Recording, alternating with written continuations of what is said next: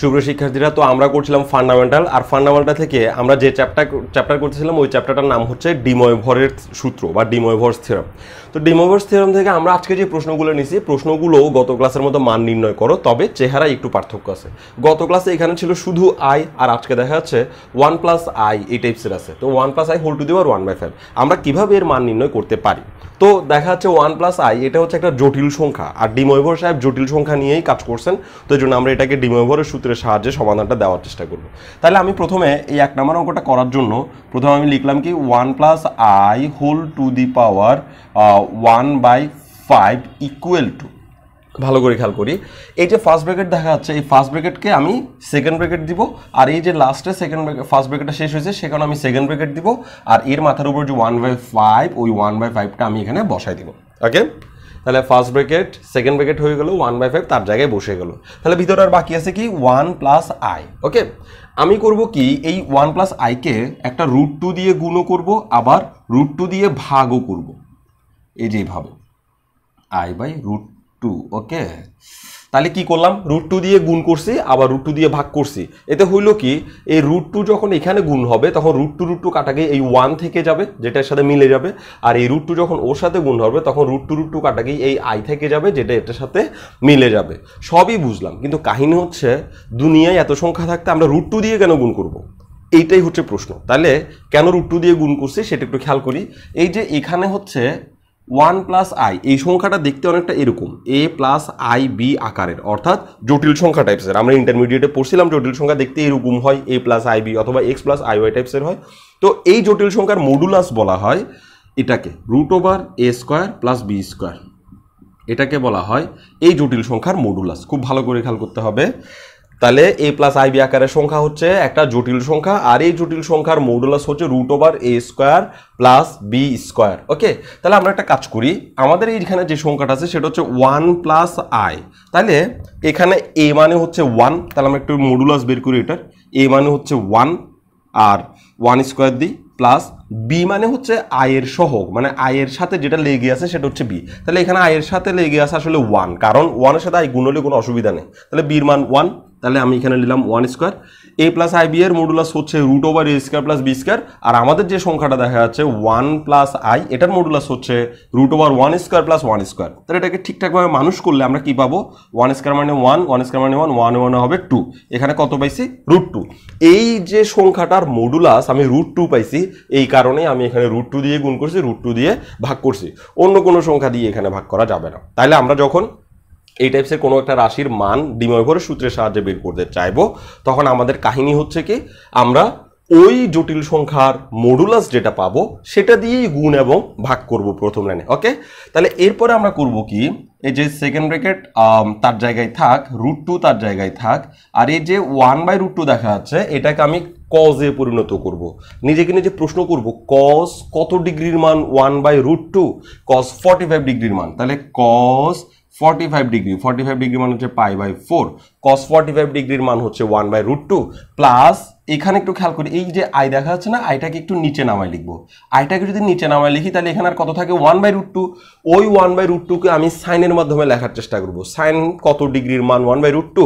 Sign 45 ডিগ্রির মান 1/√2, sign 45 মানের সাইন π/4, এটার মান হচ্ছে 1/√2, তার মাথার উপরে 1/5 বসাই দিলাম। ওকে, এখন কথা হচ্ছে আমি এটাকেই কেন কস লিখলাম, ওইটাকে কেন সাইন লিখলাম? কারণ আমি সহজ ব্যাপার, ডি ময়ভর সাহেব কি বলছেন, প্রথমটা থাকবে কস, আয়ের সাথে যেটা থাকবে সেটা হচ্ছে সাইন, তাহলে আমি ডি ময়ভরের উপর অ্যাপ্লাই করতে পারবো। কিন্তু আমি যদি উল্টাটা করি, আমি যদি এটাকে সাইন 45 লিখতাম, এটাকে কস 45 লিখতাম, হয়তো এই লাইনের সাথে এই লাইন মিলতো, কিন্তু ডি ময়ভর সাহেবকে আমি আর অ্যাপ্লাই করতে পারতাম না। আর ডি ময়ভর সাহেবকে অ্যাপ্লাই করার জন্যই আমি কিন্তু অঙ্কটা করতে আসছি, আর ডি ময়ভরের সূত্রের সাহায্যে মান নির্ণয় করতে আসছি। ওকে, তাহলে এখন আমরা এটার উপরে ডি ময়ভর অ্যাপ্লাই করতে পারবো। তার আগে আমি একটা কাজ করি, এই যে 1/5 এটা দুজনকে আমরা ভাগ করে দিব। ওকে, তাহলে যদি এই √2 কে 1/5 দিয়ে দিই, √2 হোল টু দি পাওয়ার 1/5 হবে, আর যদি ওকে 1/5 দিয়ে দিই তাহলে হবে cos π/4 প্লাস আই সাইন π/4 1/5। ওকে, এবার আমি ডি ময়ভরের সূত্রকে অ্যাপ্লাই করতে পারবো। ডি ময়ভরের সূত্র হচ্ছে cos theta plus i sine theta, theta theta মিল আছে কিনা আগে দেখতে হবে সবসময়, থিটা থিটা মিল আছে, তাহলে cos theta plus i sine theta যখন হবে আর তার মাথার উপরে পাওয়ারটাকে আমরা এই থিটার পাশে এনে বসায় দিতে পারবো। তাহলে আমরা এখন ওই কাজটাই করি যে পাওয়ারটাকে থিটার পাশে বসাই দিব। কিন্তু একটা প্রবলেম, সেটা হচ্ছে আমি যদি এই পাওয়ারটাকে থিটার পাশে বসাই দিই তাহলে আমি যে আনসার পাবো, আনসার মাত্র একটা পাবো, কিন্তু এখানে ওর মাথার উপরে কত আছে 1/5, 1/5, এই 5 থাকার মানে হচ্ছে ওর 5টা আনসার আসতে হবে, 5টা আনসার আসতে হবে। কিন্তু আমি যদি এখানে ডি মরিভর সূত্র অ্যাপ্লাই করে ফেলি এক্ষুনি, তাহলে আমি মাত্র একটা আনসার পাবো, যার কারণে আমি এক্ষুনি ডি মরিভর সূত্রটা অ্যাপ্লাই করতেছি না।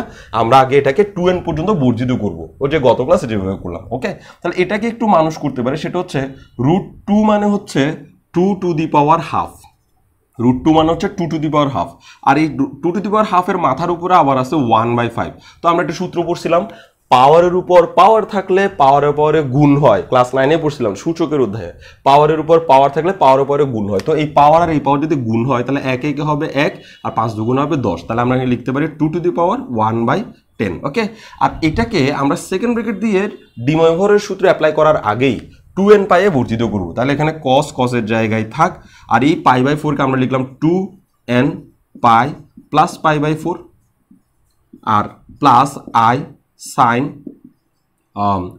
এটাকেও লিখলাম 2n pi plus π/4, second bracket close করলাম আর 1/5 যেমন আছে তেমন মাথার উপরে রেখে দিলাম। তার মানে এই ফার্স্ট ব্র্যাকেট যেটা ছিল সেটা সেকেন্ড ব্র্যাকেট দিয়ে 1/5 এখানে রেখে দিছি, আর এখানের মধ্যে আমি অতিরিক্ত 2n পাই অ্যাড করছি। ওকে, তাহলে 2 টু দি পাওয়ার 1/10 তার জায়গায় থাক।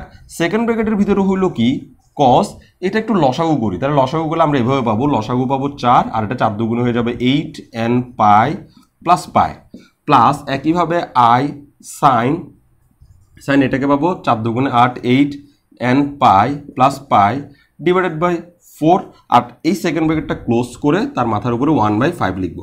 তো এখন আমি ডি মরিভরের সূত্র অ্যাপ্লাই করতে পারবো, কারণ আমি এখানে একটা অতিরিক্ত n আনতে পারছি, যার মানের উপর ডিপেন্ড করে আমরা 5টা না কোটি কোটি মান বের করতে পারবো। ওকে, তাহলে এখন আমি করব কি 2 টু দি পাওয়ার 1/10 তার জায়গায় থাক, আর এখানে এই 1/5টা ভিতরে গুণ করে দিব, তাহলে হবে কি cos, তাহলে 1/5টা থিটার সাথে যদি গুণ হয়ে যায় তাহলে এই যে 1/5, তাহলে 4 5 এর নিচে 20 হবে, এটা হবে 20 আর উপর হবে 8n pi plus pi plus i sine তার জায়গায় থাকবে, আর এখানে 4 5 আবার নিচে হবে 20 আর উপর হবে 8n পাই প্লাস পাই। ওকে, সেকেন্ড ব্র্যাকেট ক্লোজ করে দিলাম।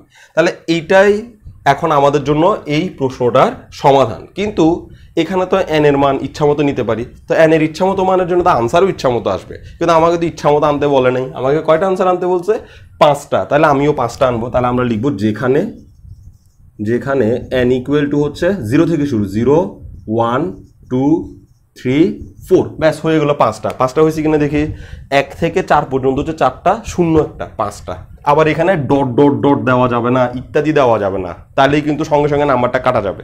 তো আমরা পরীক্ষা দেওয়ার পর আমি অনেকেই বলতে শুনছি যে আমি ভালো পরীক্ষা দিছি, হ্যান হয়েছে ত্যান হয়েছে, কিন্তু শেষ পর্যন্ত রেজাল্ট আমার ভালো হয় নাই, টিচাররা নাম্বার দেয় নাই, মানে টিচারদের দোষ দিয়ে দেয়। আসলে টিচাররা নাম্বার দেয় নাই, প্রবলেম এখানে না, প্রবলেম হচ্ছে আমরা যে লিখছি, আমরা ভুলটা যে কোথায় করছি সেটা আমাদের আসলে দেখার কোনো সুযোগ নাই, যার কারণে আমরা বুঝতেই পারি না যে আমরা কোথায় ভুল করছি। সামান্য ভুল পুরো নাম্বার কাটা যাবে, ম্যাথমেটিক্স এটাই, হয় পুরো নাম্বার পাবো নাহলে কোনো নাম্বার পাবো না। তো এখানে আমি যদি n এর মান 0 1 2 3 4 দিয়ে ডট ডট ডট দিই, তো ডট ডট ডট মানে কি আরো মান আমি নিচ্ছি, কিন্তু আমাকে এখানে 5টা মান নিতে বলছে, তো 5টা মান নিলেই 0 থেকে 4 পর্যন্ত এসে থেমে যেতে হবে, ডট ডট ডট অথবা ইত্যাদি এই শব্দগুলো লেখা যাবে না।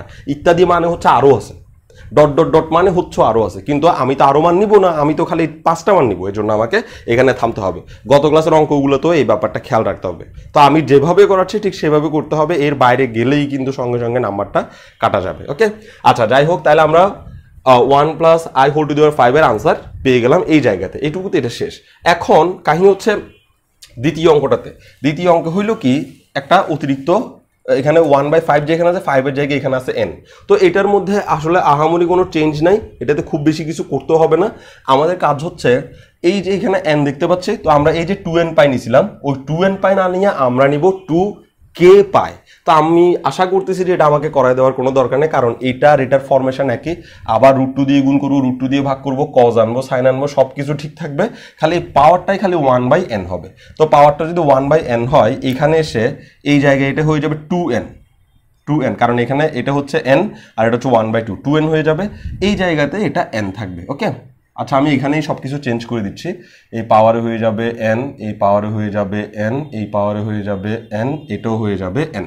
ওকে, তাহলে একটু পর্যন্ত এখন আমরা গুছাই ফেললাম। কিন্তু cos π/4 এ যে আমি 2n পাইটা লিখছি সেই nটাকে আমি মুছে দিয়ে আমি সেখানে দিব k পাই, এখানে nটাকে আমি মুছে দিয়ে সেখানে দিব k পাই।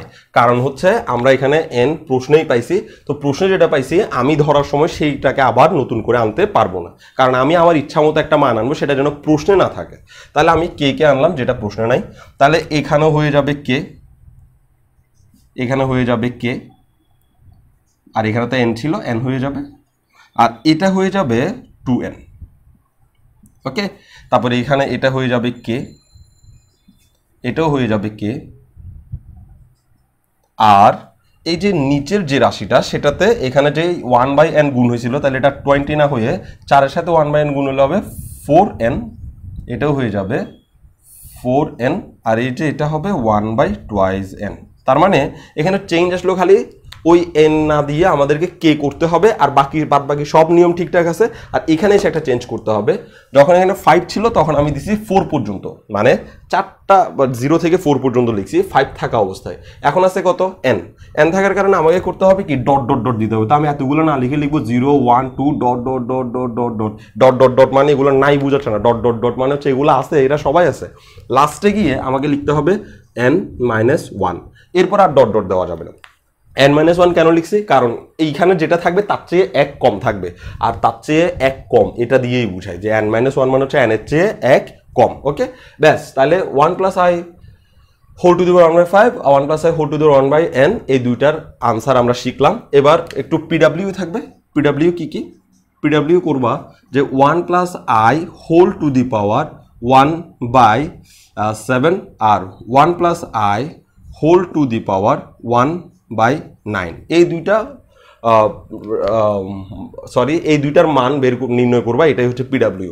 ও আচ্ছা, পিডব্লিউ মানে কি, এরকম একটা প্রশ্ন হয়তো বা মনে থাকতে পারে, পিডব্লিউ কি? আসলে পিডব্লিউ মানে হচ্ছে পার্সোনাল ওয়ার্ক। পি মানে হচ্ছে পার্সোনাল আর ডাব্লিউ মানে হচ্ছে ওয়ার্ক, পার্সোনাল ওয়ার্ক। তো আমরা সারা জীবন শুনছি যে HW মানে হোমওয়ার্ক, তারপরে এই ধরনের, অথবা ক্লাস টেস্ট, ক্লাসে যে পড়াটা দেওয়া হয় সেটা হচ্ছে ক্লাস টেস্ট। তাহলে হোমওয়ার্ক, ক্লাস টেস্ট এগুলো শিখছি। আমি কেন পিডব্লিউ লিখছি? পিডব্লিউর মানে হচ্ছে তুমি যখন ইচ্ছা তখন করো, যেখানে ইচ্ছা সেখানে করো। তুমি বাসায় করবা নাকি গাছতলায় বসে করবা নাকি রাস্তায় বসে করবা সেটা আমার বুঝার বিষয় না, করলেই হবে, তোমার নিজের কাজ। তুমি যেখানে বসে ইচ্ছা সেখানে করো, খালি করলেই হয়েছে। ওকে।